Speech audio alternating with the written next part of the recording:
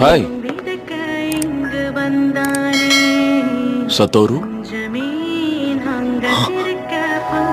பார்த்து ரொம்ப நாள் ஆகுதுல்ல?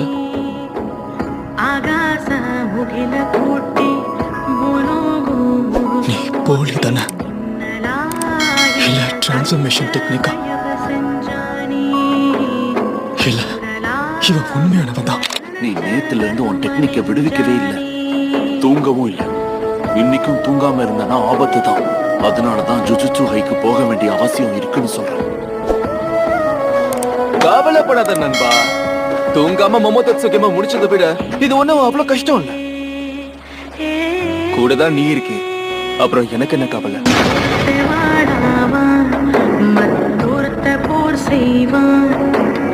ஒருத்தன் கல்ச்சன ஒருத்தன் கல்லண இரட்ட பிற